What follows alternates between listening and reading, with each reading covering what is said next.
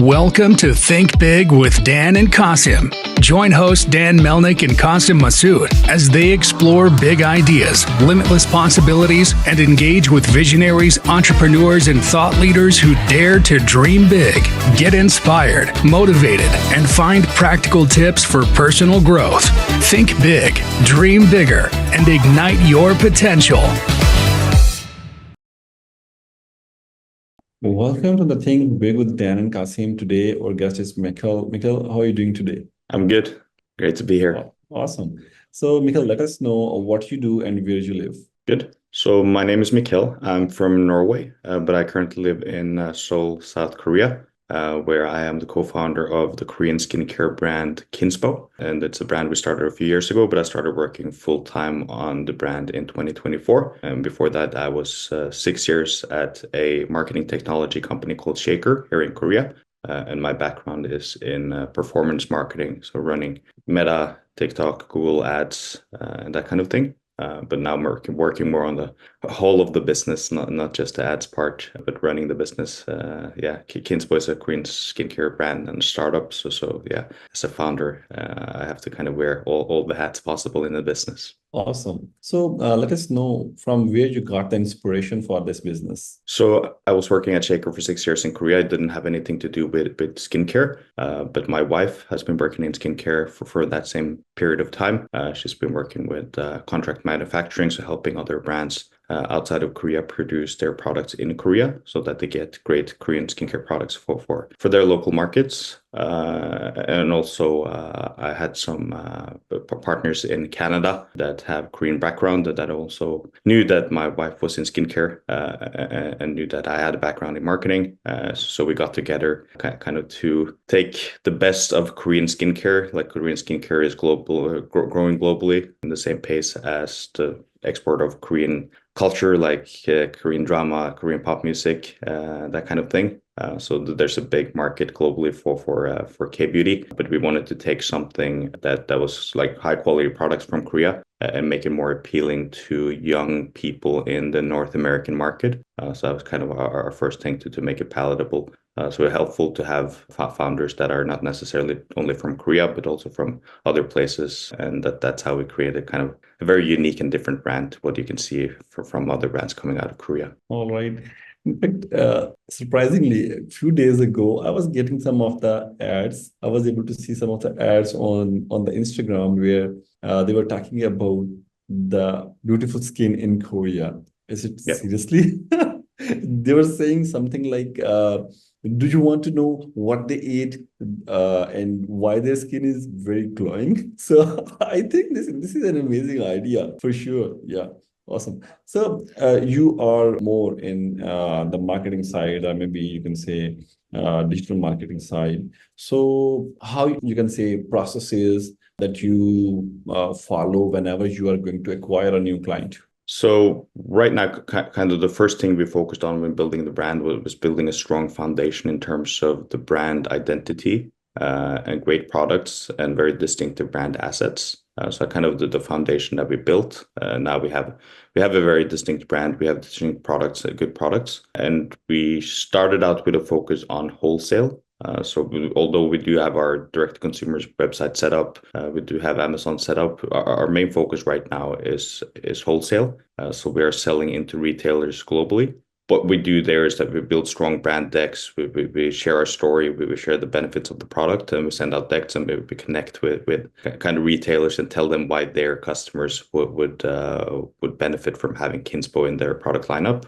It's a different offering from other Korean brands that they have already. And so far, the feedback is very good in terms of like quality of product, distinctiveness of brand. But the biggest challenge is like they want to see us grow our brand awareness online. So like more followers on social platforms. They just want to see proof that the brand has awareness in the market. And they also want to see us build additional products. So although my background is in digital marketing, and we have set up some retargeting ads. We have email set up, like those things are ready for our direct to consumer business. It's not where I spend most of my time right now. All right. So in terms of your competitors, I completely understand your product is unique, but still you must have some competitors in the market. So, and we are talking about a distinction at this point. You're letting me know about the distinction. So, what are the main distinctions other than the unique product? What are the main distinctions that differentiate you from your competitors?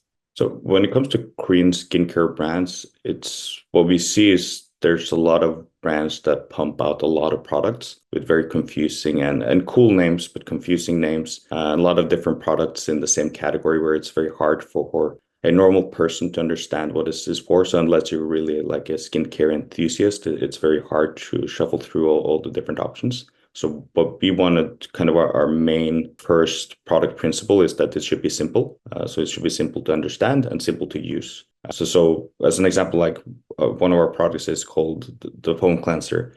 So it's essentially just a cleanser. It can be used by any skin type. You don't need to know the name, like the name of all the ingredients on the package. Like that, if you really want to look, there in the back of the package, but it's not trying to throw fancy words in your face that you don't understand and might just be a marketing term anyway.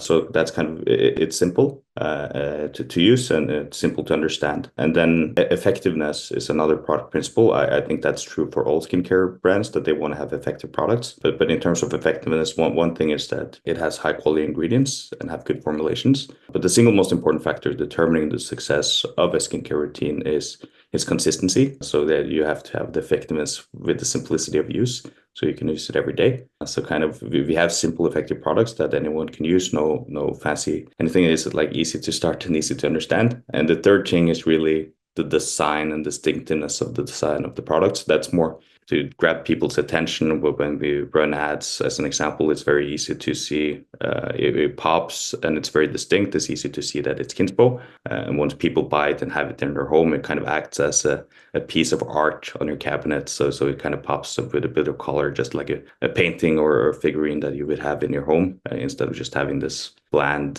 white or beige, like simple design that a lot of skincare brands have. Awesome.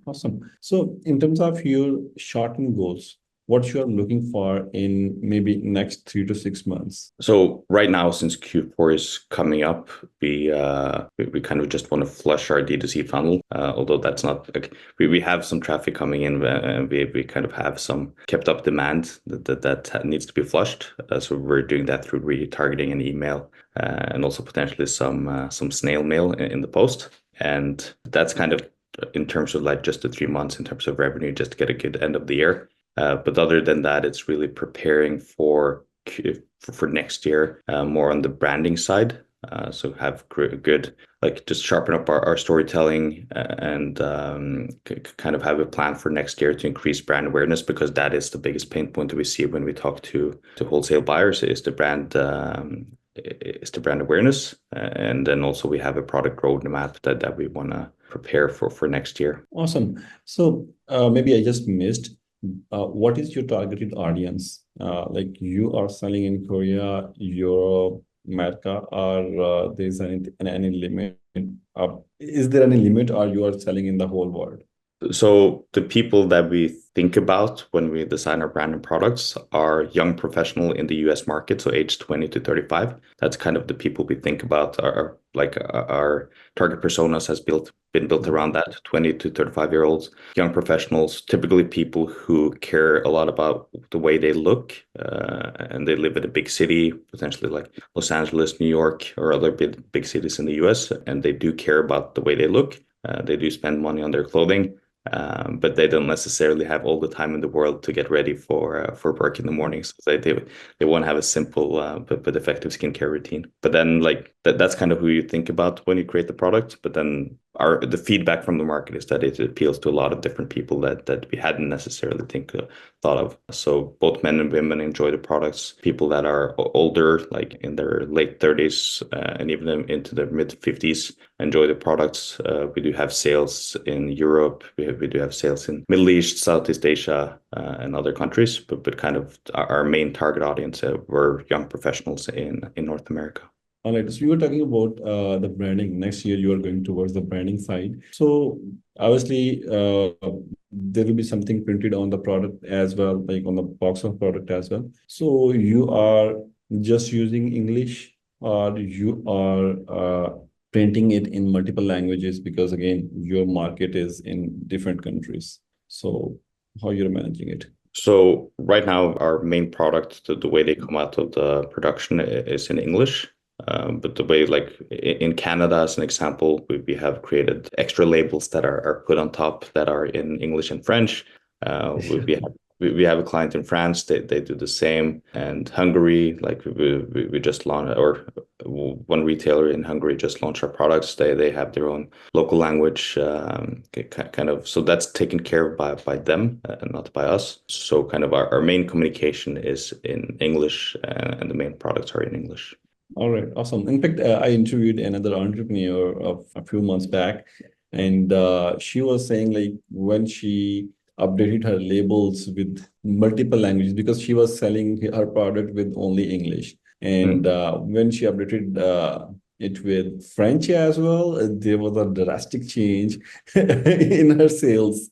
So I thought maybe this is the problem in Canada, maybe. But yeah, I thought this may have any impact on it. So all right. So as a founder, obviously founders has to do a lot of things, and they do wear a lot of hats as well. I'm not sure how many hats you're wearing at this time, but what do you think when you should start delegating the work to others? Let's say if you are the founder, you are looking into finances, you are looking into sales, you are looking into marketing. So what do you think? What is the best time when we should start delegating our responsibilities to others? So of course, it depends on the business and the kind of tasks you delegate. But I think for me, it really comes to the amount of time I have during the day and things that needs to get done quickly that I can do. So if I have an hour and there's something I need to get done that I could have delegated, I'll just do it right away. But if that becomes kind of something I do and waste time on every day, then that's maybe good to delegate to a freelancer, if it's kind of tasks that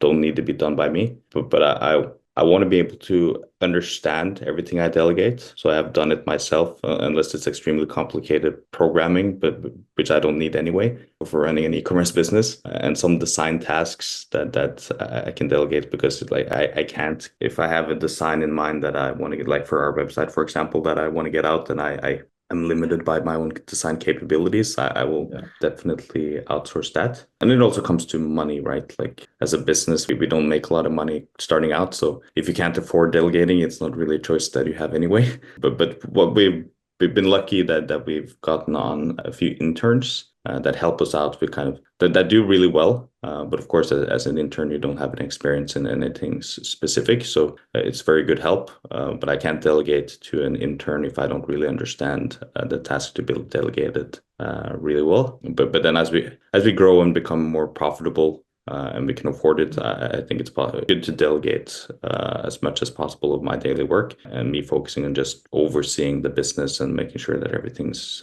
running well. Awesome. So you must have faced a lot of challenges as an entrepreneur, because challenges are a special thing for the entrepreneurs. So what was the biggest challenge that you faced, and what was the strategy to handle it? How you cope up? So as starting a skincare brand, kind of the first and biggest cost out the door is producing the products. Like that, there's a big minimum order quantity. We need to gather cash, and then we place the first order, and then we have products, right? The biggest challenge after that is you spend more and quicker than you thought. So money goes out the door pretty quickly. That there's things you hadn't thought about, like shipping costs that become greater and more often that you wanted to, that there's regulations you need a lot of kind of for different markets hadn't even thought about going into, we suddenly had interest from, so we needed to get like local European certifications, which is extremely costly and takes time, and then it's like for running ads you need much more money that you maybe thought you needed to get those learnings quickly.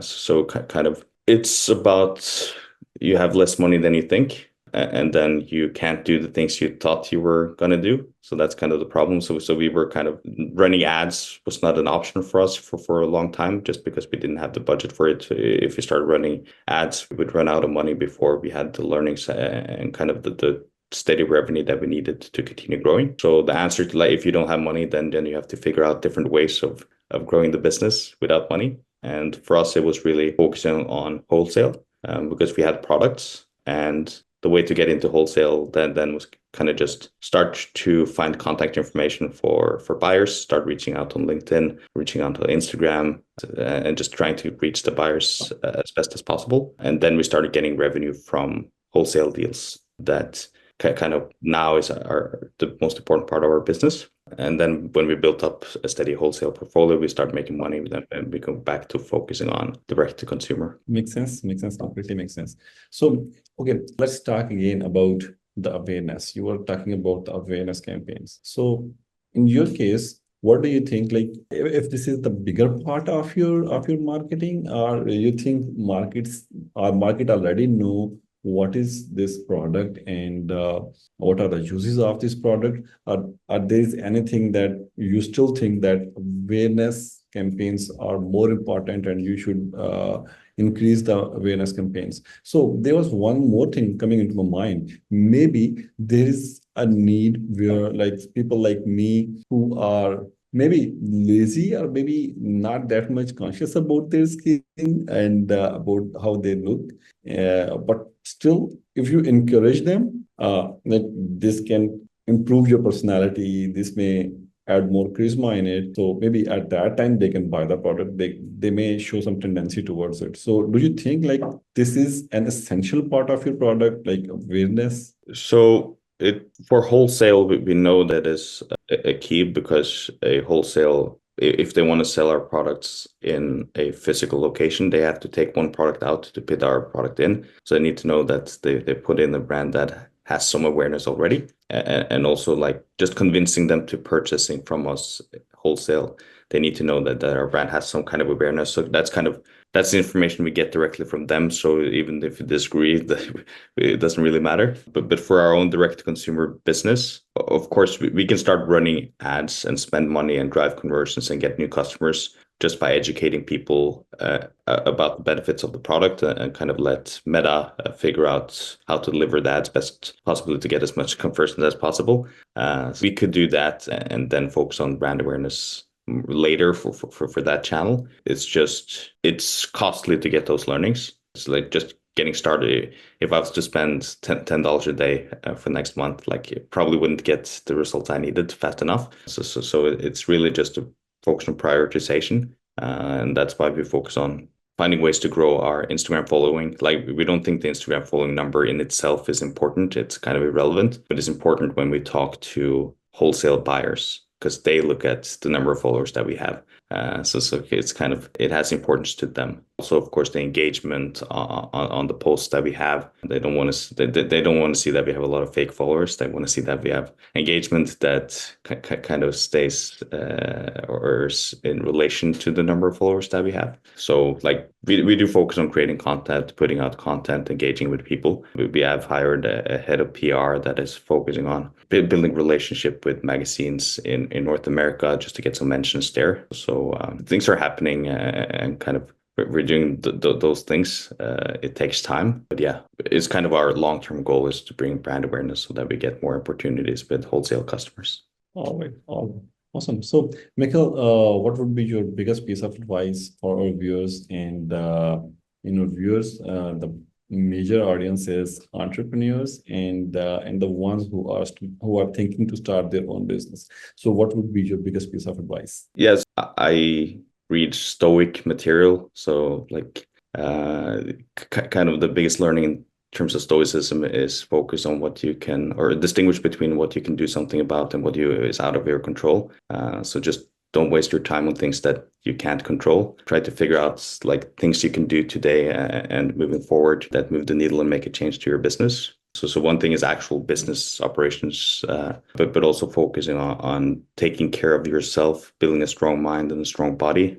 Make sure to have a very kind of good routine in the morning, wake up at the same time every day, go for a walk, read a book, read the same like 30 minutes every day, work out every day. If you can, at least work out a few days a week to just make sure that you have a consistent routine every day, take care of your mind and body. You really need a strong mind and body to be an entrepreneur, and then just focus on what you can do something about. Forget about the stuff that you can't, and you probably can do a lot more than you think you can with the current resources that you have. You just have to think a bit differently. Awesome. That's a beautiful advice for sure. So thank you, Mikkel. Thanks for joining us today. And you can share wherever people can reach you, where our viewers can reach you if they want to. You can share your website. You can share anything, social media handle, email, whatever you want to. Yeah. So you can check out KNSPO.com for our products. So it's KNSPO.com. So that's for the business. For me personally, you can find me on LinkedIn. I try to answer people who send me messages. So it's MikkelHoimyr on LinkedIn. You can just add me and send me a message if you have any questions. Awesome. Thank you, Mikkel. Really nice talking to you. And thanks for joining us today. Thank you. It's a pleasure. Thank you. Good. Have a good Bye. day. Bye-bye.